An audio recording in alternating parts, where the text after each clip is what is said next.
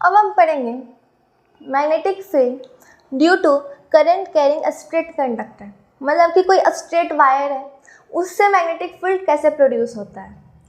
तो ये जो बात हम लोग पढ़ रहे किन के कारण पढ़ रहे, ऑरस्टेड के कारण। ऑरस्टेड क्या थे, एक साइंटिस्ट थे जो एक्सपेरिमेंट दिए थे, एक्सपेरिमेंट बताए थे, रिलेशन बताए थे किसके बीच, इलेक्ट्रिसिटी और मैग्नेटिज्म के बीच। उन्हीं के कारण क्या हुआ कि हम कंडक्टर, स्ट्रेट कंडक्टर में, सोलेनॉइड में मैग्नेटिक फील्ड निकालना सीखें। अब हम पढ़ते हैं पहले मैग्नेटिक फील्ड का यूनिट क्या होता है, बताइए।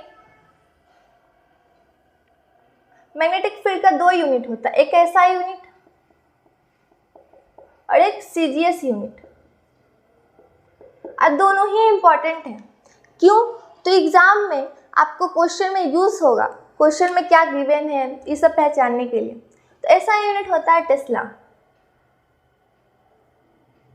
और सीजीएस यूनिट होता है गॉस। तो याद रखिएगा ये इंपॉर्टेंट है, 1 टेस्ला में 10 का पावर 4 गॉस होता है, इसको याद रखेंगे, ठीक है। अब हम चलते हैं मैग्नेटिक फील्ड कैसे प्रोड्यूस हुआ straight conductor, straight current carrying conductor से, ठीक है। अब क्या करना है, पहले आपको एक कार्डबोर्ड लेना है,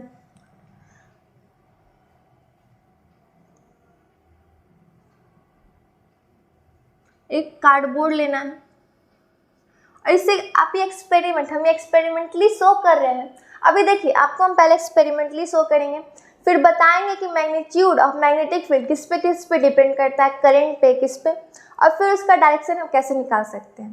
तो पहले हम एक्सपेरिमेंट देखते हैं। एक यहाँ क्या करेंगे, वायर को कनेक्ट कर देंगे, कंडक्टिंग वायर को यहाँ पे स्विच लगाएंगे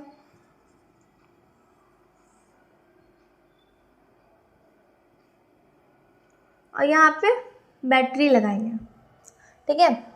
ये स्विच क्या अभी ऑफ है,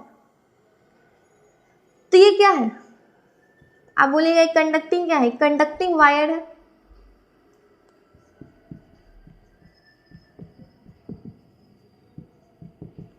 कंडक्टिंग वायर है जो कि हम लिए कॉपर।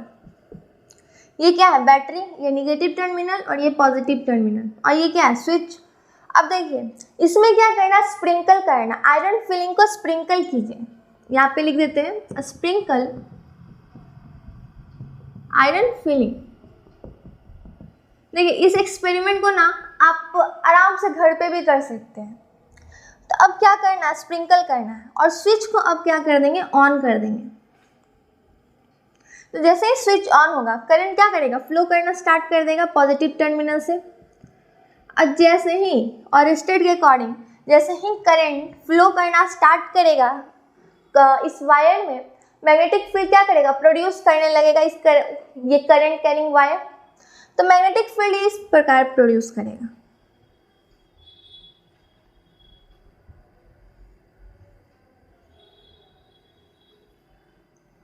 मैग्नेटिक फील्ड ये प्रोड्यूस करने लगेगा। तो ये जो मैग्नेटिक फील्ड ये सर्कल के फॉर्म में प्रोड्यूस कर रहा है, इसको हम बोलते हैं कॉन्सेंट्रिक सर्कल। क्या बोलते हैं, कॉन्सेंट्रिक सर्कल, ठीक है। जो हम आयरन को कार्डबोर्ड पे जो हम आयरन फिलिंग किए थे वही क्या हो गया, कॉन्सेंट्रिक सर्कल में अरेंज हो गया है। तो ये जो कॉन्सेंट्रिक सर्कल है, मतलब क्या होता है कॉन्सेंट्रिक का, मतलब एक कॉमन सेंटर, जितना भी यहाँ सर्कल बनेगा उसका क्या है, कॉमन सेंटर है ये,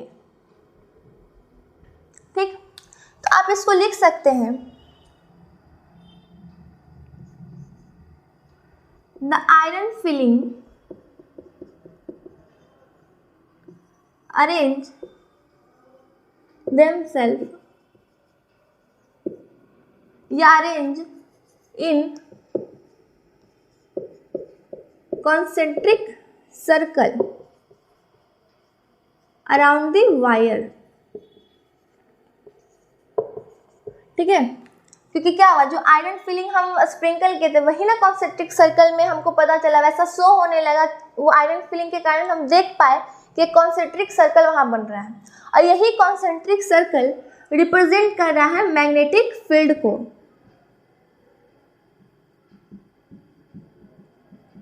तो यहाँ पे हम लिख सकते हैं कि कॉन्सेंट्रिक सर्कल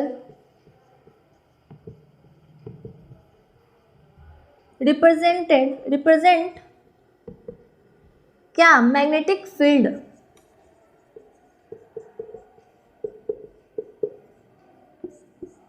ठीक, तो हम इसको अब कैसे लिख सकते हैं, अगर हम थोड़ा डिटेल में लिखना चाहें तो इसको आप लिख लिए होंगे SI यूनिट और CGS यूनिट।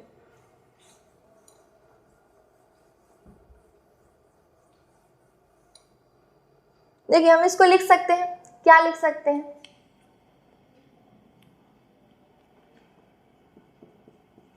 तो magnetic field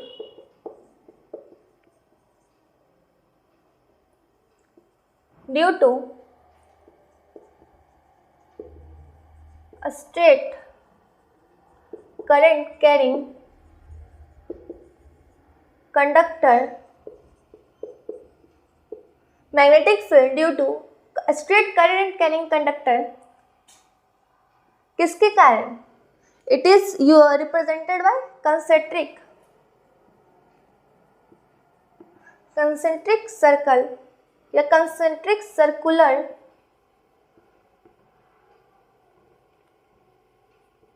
field lines around the wire। मतलब कि मैग्नेटिक फील्ड जो प्रोड्यूस हुआ स्ट्रेट करंट कैरिंग कंडक्टर के कारण, वो किस फॉर्म में था, कंसेंट्रिक सर्कुलर फील्ड लाइंस के फॉर्म में था।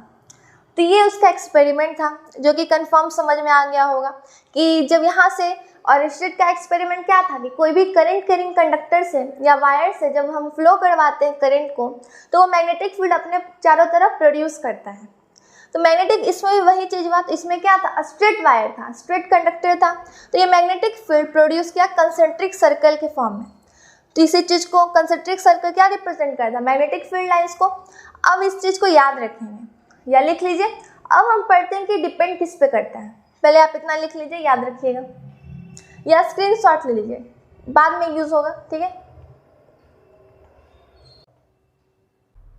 अब एक्सपेरिमेंट पढ़ चुके थे कि करंट कैरिंग वायर से हम कैसे मैग्नेटिक फील्ड प्रोड्यूस हुआ स्ट्रेट कंडक्टर से।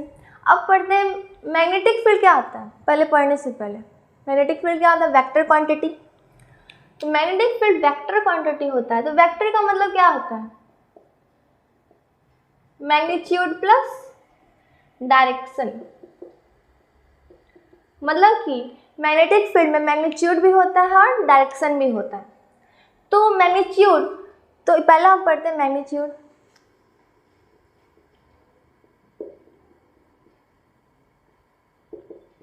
Magnitude of magnetic field depends on, तो पहला चीज जो उस पर डिपेंड करता है वो होता है the amount of current flowing. The amount of current flowing, ठीक, जितना करंट फ्लो करेगा। अब वायर से ज़्यादा करंट फ्लो करा तो क्या होगा, ज़्यादा मैग्नेटिक फील्ड प्रोड्यूस होगा। तो मतलब कि बी डायरेक्टली प्रोपोर्शनल टू आई। ये क्या है, पहला आई क्या है, करंट, और बी क्या है, मैग्नीट्यूड ऑफ मैग्नेटिक फील्ड।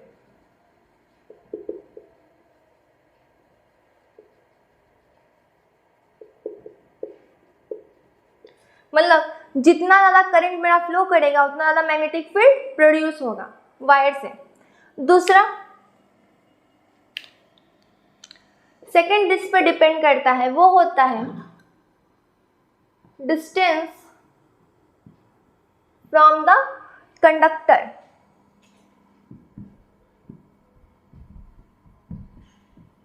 ठीक है, मतलब मैग्नेटिक फील्ड इनवर्सली प्रोपोर्शनल होता है डिस्टेंस के।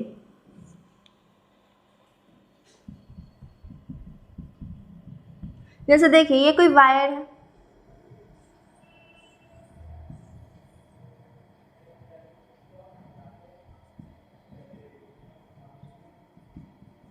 और ये मैग्नेटिक फील्ड प्रोड्यूस हुआ है।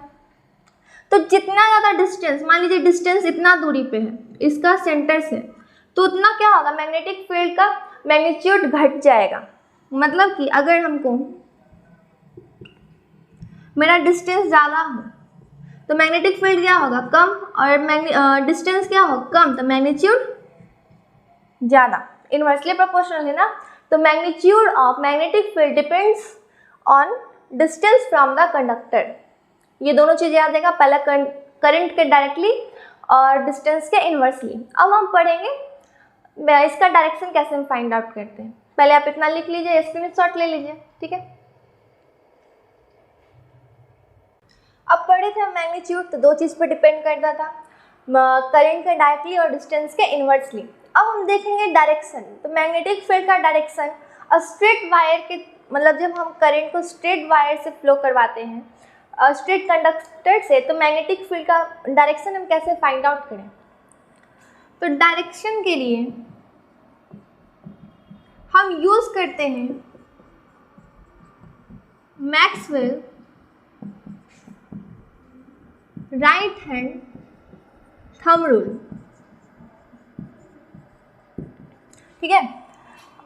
तो Maxwell right hand thumb rule, Maxwell का कहना क्या था कि जिस डायरेक्शन में आपका करंट फ्लो कर रहा है उस डायरेक्शन में आप मानिए थंब का है, थंब है, और चार जो फिंगर है वो आपको शो करेगा मैग्नेटिक फील्ड का डायरेक्शन। मतलब कि इसको अगर आप लिखते हैं तो when we held conductor in right hand such that the thumb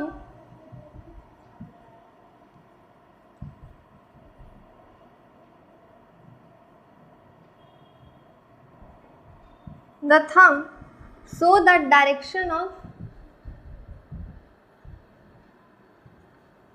current and curled finger show the direction of magnetic field, ठीक है।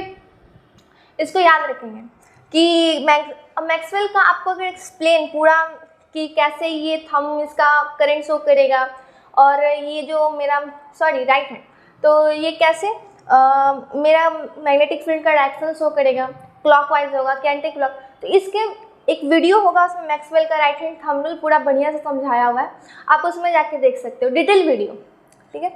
तो इस थ्रू मैक्सवेल के थ्रू हम डायरेक्शन को फाइंड आउट करते हैं, किसमें, स्ट्रेट कंडक्टर में, ठीक है।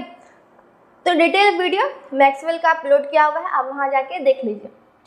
तो हम क्या क्या पढ़े अभी, magnetic field due to current conductor, current carrying straight wire में, पहला एक्सपेरिमेंट, दूसरा डिपेंड किस पे करता है, करंट के डायरेक्टली इन्वर्सली डिस्टेंस के, और तीसरा डायरेक्शन, ठीक है। डायरेक्शन किसका, मैक्सवेल का, Maxwell right hand thumb rule का। तो वो क्या बोले कि थंब का थंब जो होगा वो डायरेक्शन शो करेगा, किसका, थंब डायरेक्शन शो करेगा मेरा करंट का, और जो चार फिंगर होगा वो डायरेक्शन शो करेगा मेरा मैग्नेटिक फील्ड का। तो हमेशा राइट हैंड का यूज़ करेंगे। हम आपको इसीलिए याद दिला रहे हैं क्योंकि कभी कभी इस रूल को हम लेफ्ट हैंड से यूज़ कर लेते हैं, जब गलत हो जाएगा। आपको हमेशा इस रूल को राइट हैंड से यूज़ करना है, ठीक है। तो इतना या तो लिख लीजिए या तो स्क्रीनशॉट ले लीजिए, ठीक है।